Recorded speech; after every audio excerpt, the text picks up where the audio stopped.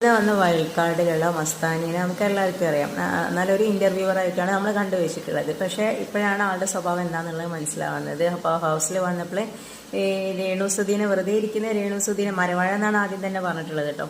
അപ്പോൾ രേണുസുധി എന്നിട്ട് ചൊറിയാനായിട്ടാണ് വന്നിരിക്കുന്നത്. പക്ഷെ ആ ഒരു നമ്മൾ ഓരോ കാർഡുണ്ടല്ലോ, പിന്നെ അപ്പോൾ ഇപ്പോൾ ഇറക്കിയ കാർഡ് എന്ന് പറഞ്ഞിട്ടുണ്ടെങ്കിൽ മസ്താനി പറയുന്നത് വിധവാ കാർഡ് ഇതാണ് രേണുസുധീനെ കൊണ്ട്. പക്ഷെ അതൊരു എന്താ പറയുക, വളരെ മോശമായിട്ടുള്ളൊരു പരാമർശമായിട്ടാണ് കേട്ടോ എനിക്ക് തോന്നിയിട്ടുള്ളത്. കാരണം എന്താണെന്ന് വെച്ചാൽ നമ്മൾ ഒരാളെ വീക്ക്നെസ് അല്ല, ഒരാളൊരു വിധിനെ കളിയാക്കുന്ന രീതിയിൽ നമ്മൾ സംസാരിക്കരുത്. ബാക്കി എന്തും ഓക്കെയാണ്.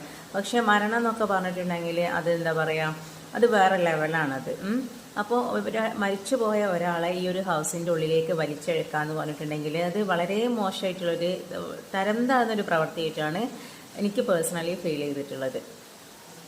അപ്പം രേണുസുധിയിൽ ആ ഒരു സുധീനെ മാത്രം അങ്ങനെ വലിച്ചഴിച്ച് പറയാനില്ല. കാരണം രേണുവിന് മാത്രമേ അവകാശമുള്ളൂ ആ സുധി എന്നുള്ള പേര് പറയാൻ. കാരണം ആളുടെ ഹസ്ബൻഡാണത്.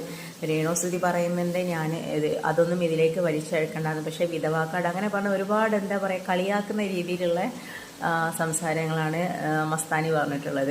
മസ്താനി ചിലപ്പോൾ വിചാരിക്കുന്നുണ്ടാവും പുറത്ത് രേണുവിന് ഭയങ്കര നെഗറ്റീവ് ആണല്ലോ, അപ്പോൾ ഹൗസിൽ വന്ന് കളിക്കുക അങ്ങനെ വിചാരിച്ചിട്ടായിരിക്കും അത്. പക്ഷെ എന്തായാലും അത് കുറച്ചൊരു ചീപ്പ് ഗെയിം പോലെയാണ് എനിക്ക് തോന്നിയിട്ടുള്ളത്. കാരണം അത് ആയിരിക്കും ഒരു അംഗീകരിക്കാൻ പറ്റില്ല. അപ്പോൾ ഈ ഒരു കാരണത്താൽ ചിലപ്പോൾ രേണുസുധിക്ക് നല്ലോണം വോട്ടിങ് കൂടാൻ മതിയോ. കാരണം മസ്താനി പെട്ടെന്ന് തന്നെ വിക്ടറായി പോകാനുള്ളൊരു ചാൻസും കാണുന്നുണ്ട്. പൊതുവെ പ്രാവശ്യം വന്ന വൈൽഡ് കാർഡ് നമുക്ക് വലിയൊരു പ്രതീക്ഷ തരുന്നില്ല. പിന്നെ